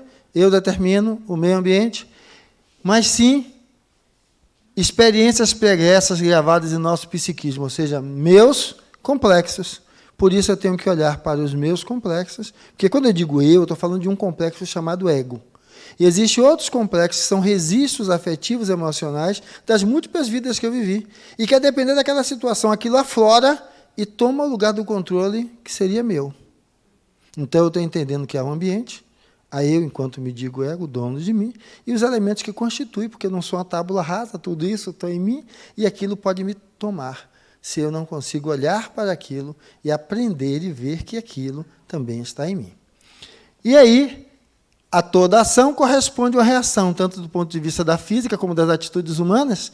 Veja quantos fatores nós colocamos. Então, dá para determinar qual é a reação específica?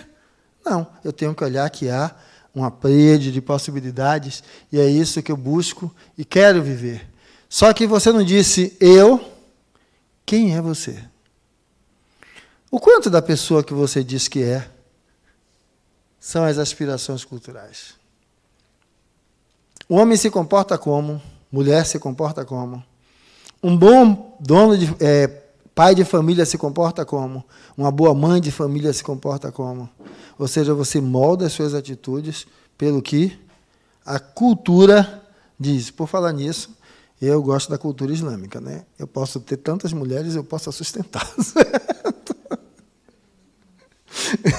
E aí, para conseguir resolver, eu vou arranjar uma que tenha muito dinheiro para usar o dinheiro dela para sustentar as outras.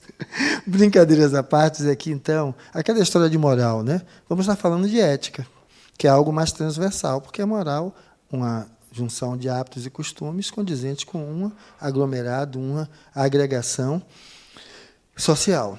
Então, se lembra que eu coloquei aquela cabeça com os ramos?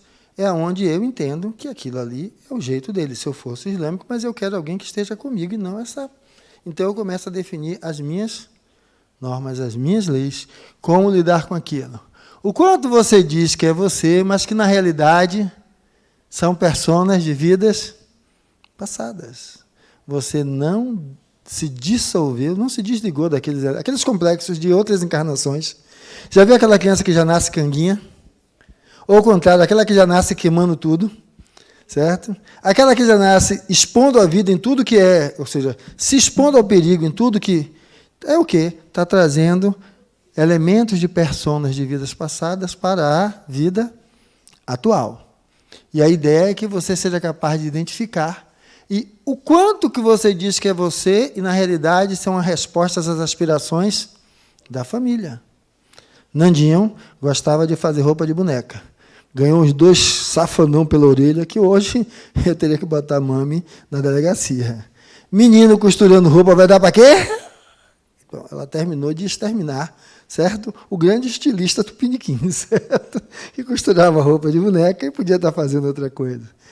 Achava dançar bonito. Menino dançando vai dar para quê? Certo? Balé? Oh! Então, ela extinguiu Mikhail Baryshnikov e Tupiniquim também. Então, ou seja, o quanto eu digo que ser médico foi uma escolha minha ou foi uma escolha para atender às aspirações.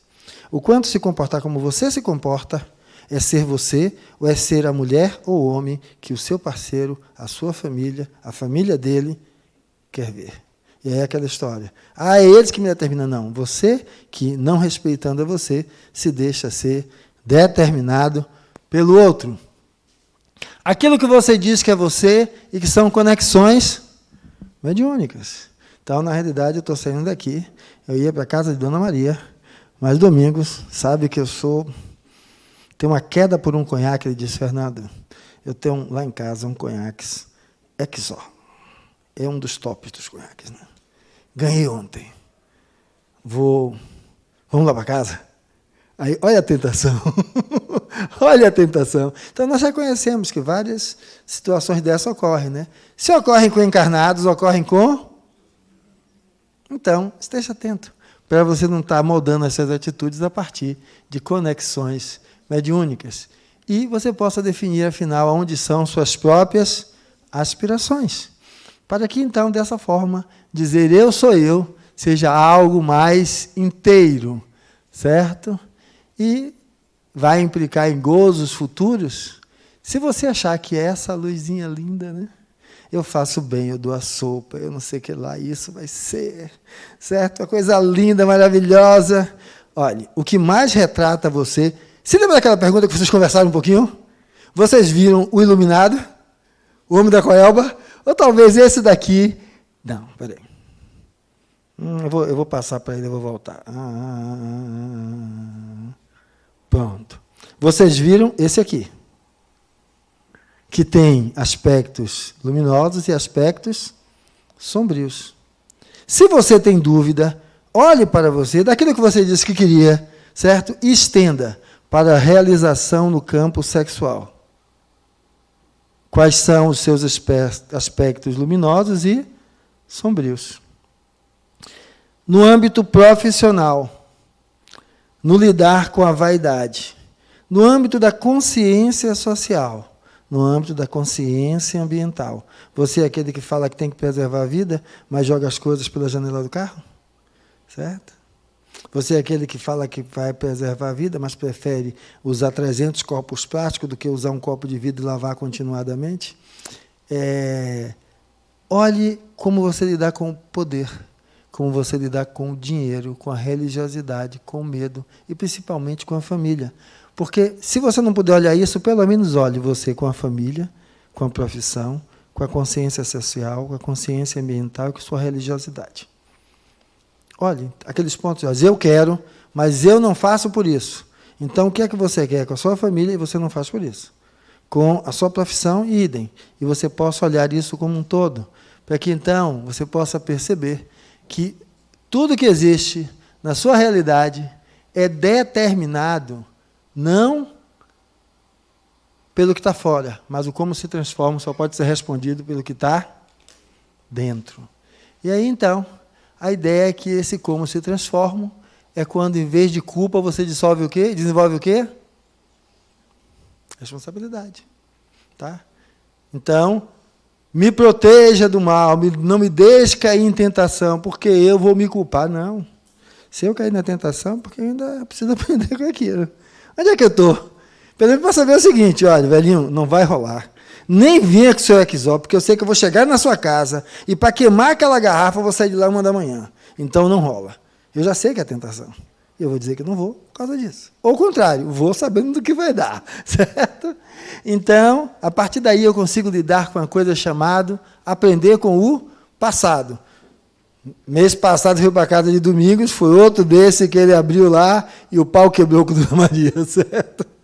Então eu vou dizer, vai de reto, Domingos. Domingos, se você vai tomar, deixa só a dosezinha para mim, eu tomo no domingo. Aprenda com o passado, né?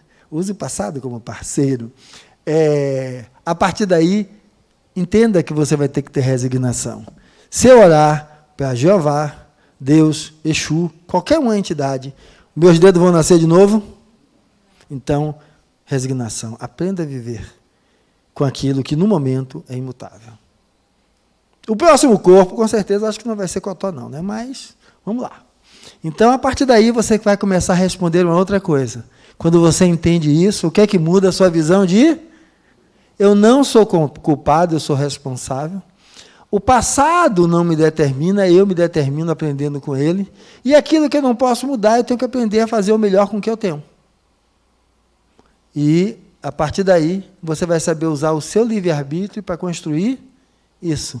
Porque livre-arbítrio não é eu faço o que quero, eu faço o melhor que eu posso com o que eu tenho, buscando cada vez estar mais alinhado com isso. Isso é o uso do livre-arbítrio. Aonde, então, eu vou entender que minha trajetória aqui é um processo educativo. É a minha trajetória nessa encarnação. E que... O que é que vocês acham disso? Olhando com o que a gente debulhou até agora, dá para encontrar os seus equívocos e falhas de personalidade? Olhando para tudo isso, já reconhecendo isso, dá para você determinar quais são os seus sacrifícios para fazer essa autotransformação? Então, por que você não faz? Desperte hoje. Eu acho que a ideia é essa. Reencarnação, processo educativo. Acorde. Só você faz a você mesmo. Só você transforma você mesmo. Perguntas.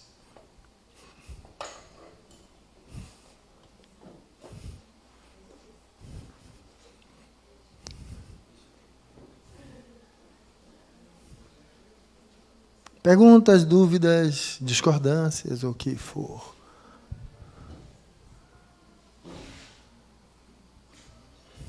Muitas das vezes, sabemos o que precisamos mudar, mas não mudamos porque gostamos daquilo que a gente percebe que precisa mudar. O que fazer para desgostar e mudar? Pronto. Eu acho que o erro está em querer desgostar. Se lembra que eu só posso eliminar um complexo quando eu me tomo dele até a última gota, eu tenho que reconhecer o doce sabor do veneno. Eu estava no Roberto Santos fazendo meu 5º ano de medicina e eu passei pela enfermaria de HIV. E eu tinha o hábito de ser muito próximo dos doentes, sentar na cama, certo? Muito próximo. E aí tinha uma menina que ela era drogadicta, né?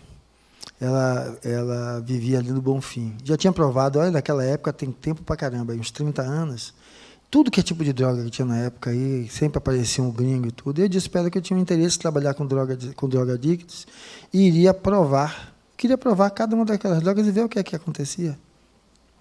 Ela fez, olha, a primeira coisa, nunca diga a ninguém que a droga é ruim. Porque se a droga fosse ruim, ninguém estava viciado. Todo veneno tem o seu doce. Então, reconheça o doce sabor do veneno. Para você não estar dizendo da boca para fora que quer largar, mas lá dentro, não me largue, não. Então, eu preciso reconhecer o doce sabor do veneno. Agora, olha só. A outra pergunta é, ainda me cabe me deixar iludir por esse doce? Veja que agora é diferente. Eu não quero desgostar. Isso tem um doce. Ainda me cabe isso? Certo? Não só as consequências, porque às vezes as consequências podem ser lidas como o temor de fazer, não. Ainda me cabe. Tá? Aos 17 anos eu podia arriscar determinadas coisas. Aos 60 ainda vale a pena. Certo? Ainda me cabe. Será que eu ainda estou viajando na mesma vibe, né? Porque eu estou trazendo agora aquela questão de responsabilidade. Responsabilidade pela escolha. Não é para não ocorrer o erro, não. Eu não aprendi até agora. Eu só sei saborear esse doce. Então por quê? Porque eu estou na zona de conforto. E por que eu não consigo deixar o doce? É porque eu não assumi que eu estou na zona de conforto. Eu estou aqui dando uma de quem está tentando se melhorar, porque agora dá ibope dizer que é espírita, certo? Mas eu não estou aqui de alma, eu estou aqui só de corpo. Então a ideia é, se ela disse, olha, não faça essa prova não, porque daqui a pouco você descobre a sua droga. E você vai ter trabalho para lidar com ela. Então, ela não me disse, na realidade, não faça. Né? Saiba que todo veneno tem seu doce. E, para se expor a ele, procure saber se você tem condições de dizer, é doce, mas eu não quero. Porque dizer que não é doce é enganar a si mesmo. Tá.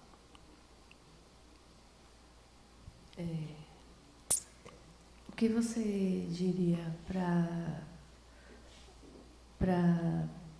a gente poder superar, para eu poder superar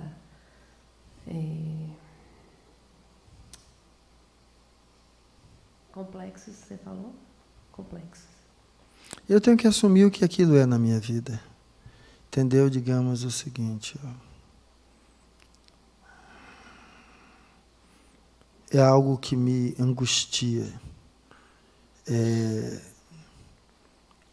Defender o que eu penso. Eu prefiro me calar e ficar com tudo cá dentro, quietinho, e eu vou resolvendo na minha cabeça. Só que isso tem me privado de viver coisas que eu queria viver. Então, eu reconheci que há um complexo aí, e que ele controla a minha vida assim. O que é que eu vou fazer? Quando eu estiver na aula da ULI, que perguntar, eu sempre vou me obrigar a responder. Para eu romper o medo de ser criticado. Então, quando identifico, eu vou criando estratégias para encarar ele. Encarar aquilo. Às vezes, o reconhecimento eu posso fazer sozinho. Às vezes, eu preciso de diálogo com um amigo, às vezes de um terapeuta. Para eu poder... Porque não existe lidar com o complexo sem exposição a ele. Tá. Sempre vou ter que me expor. Como eu posso criar uma gradação, como se fosse uma dessensibilização. Ou, se eu dou conta, pulo de cabeça. Se der um traumatismo craniano e ficar tetraplégico, paciência. O corpo um dia morre, no outro corpo eu resolvo. Mas devo entender o que é, eu não tenho como fazer isso sem entrar em contato, mas eu posso ser mais criterioso ou menos criterioso para fazer esse contato. Mas eu tenho que buscar o contato e entender as consequências, tanto de fazê-lo como não fazê-lo, para que isso seja uma escolha e não uma impulsão. Ok, devolvo-lhe. Para que você dê o segmento, vá. Boa noite, Fernando. Boa noite. Colegas. A sua aula me fez lembrar de um livro que eu li, inclusive terminei de ler essa semana, chamado Mudança de Rumo. O livro chamado Mudança de Rumo. É um romance espírita. E a história se prende exatamente na mudança do ser. O autor principal é uma pessoa um empresário bem-sucedido, mas muito rígido com os empregados, muito avarento, gostava de fazer negócios com pessoas em dificuldades para comprar as coisas mais baratas e tinha outros problemas, inclusive sociais, né? Ele era casado, tinha 2 filhos, mas tinha um amante e, em determinado momento, a pressão dos negócios que ele fazia foi tão grande que ele foi a um infarto. E, de repente, ele passou por um processo de EQM, né? Experiência quase morte. E, na história dele, ele ficou 5 minutos, na história real, né? 5 minutos nessa experiência quase morte. Mas para ele foi uma eternidade. E quando ele retornou, conseguiu, né? Os médicos conseguiram reanimá-lo. Quando ele retornou, ele mudou totalmente seu aspecto o comportamento social, o comportamento... Eu vou pegar a sua história até com um corte nela para trazer o seguinte. O que é que eu preciso fazer? O cara é avarento, mas quando eu chego no comércio, eu pechincho. Então, às vezes, aquele comerciante que ganha no molho de quento 10 centavos, eu pechincho 50 centavos de desconto. Eu preciso identificar aonde aqueles atos estão reproduzidos na minha vida. Porque nós somos similares. Não somos iguais, mas somos similares. Então, aquela pessoa que passava, que era candinha por dinheiro, eu consigo deliberar tempo para o trabalho, ou eu utilizo o tempo no trabalho para me abster de lidar com os problemas da vida intrafamiliar? Porque às vezes o que a gente faz é isso. Eu vou para o trabalho, ganho dinheiro, e eu me abstenho daquilo. Então, em vez de esperar que algo aconteça do céu, eu posso fazer a EQM em mim. O que é EQM? É um momento em que eu sou forçado a ver que há uma vida do corpo e uma vida do espírito. Para que eu tenho que esperar isso? Eu aqui, raciocinando, eu entendi que existem coisas que me movem, que são mais do que eu. E eu entendo que eu tenho um olhar sobre mim que é maior do que eu. Então, há o espiritual e há o material. Para quê? Porque, senão, eu tento reproduzir literalmente. O que eu preciso entender é qual é o princípio. Você lembra da história da mulher que apanhava? O princípio ali envolvido é a inércia. Aonde está a sua inércia? O princípio envolvido nessa criatura é a ganância. Aonde está a sua ganância? Eu não tenho ganância. Vai tomar banho. Me diga onde está a sua. Mas é menor. Eu não perguntei se era menor ou maior. Aonde está a sua? Porque tudo que eu vejo do humano no outro tem em mim.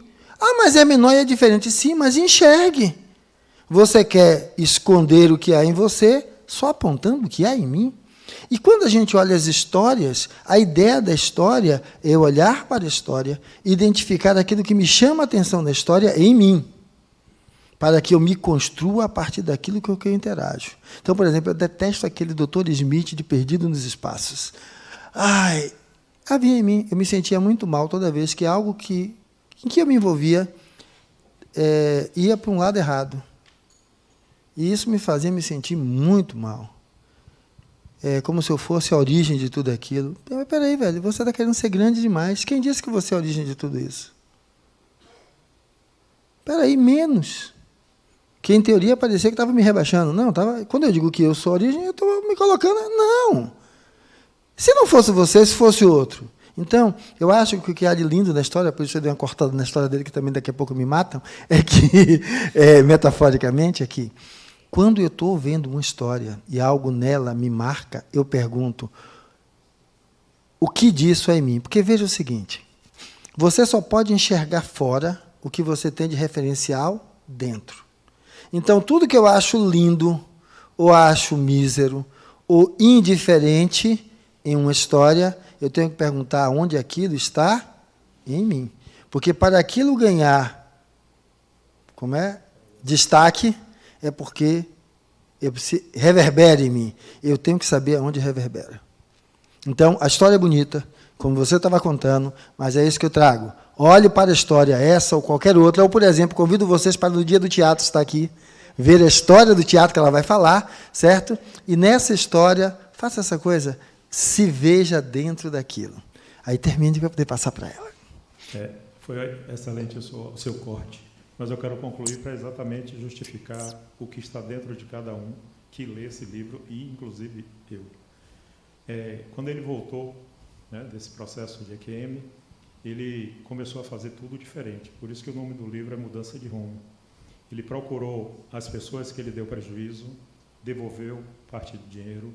Ele teve um caso de um acidente de trânsito que ele fugiu, voltou lá. É a história. Ele voltou a fazer essas coisas. Voltou a fazer as coisas certas. Então, o fazer as coisas certas, eu estou trazendo essa história por isso. O fazer a coisa certa é exatamente o que justifica a sua aula. Justifica este. Só que eu vou trazer algo mais. O que é o certo? O certo, não é discordando da. Essa lei está fechada, eu estou indo para uma outra coisa. O que é o certo? Então, o certo é eu pegar aquela pessoa de que eu desviei o dinheiro e correr atrás para devolver para ela. Certo? Isso é o certo. Eu devolvi para ela. E o que foi que apareceu daí? Certo? Não só isso. Não basta não fazer o mal. É preciso fazer o bem. Preciso fazer o quê? Eu peguei aquele dinheiro e multipliquei. Eu devolvi para a pessoa e eu vou utilizar minha habilidade de multiplicar para ajudar outras pessoas a aprender a multiplicar o seu. Não basta não fazer o mal. Hei de fazer o bem. Não é dizer eu aprendi, é colocar o que eu aprendi em prática, como sendo algo proativo para mim e para o meio onde eu vivo. Senão, eu fico preso no folhetinho das histórias. Porque aquela história é uma história diferente para cada um que vê. E é qualquer história, até acho que eu estava aqui encenando com vocês. Mas muito obrigado, senão vão me matar de fato daqui a alguns instantes.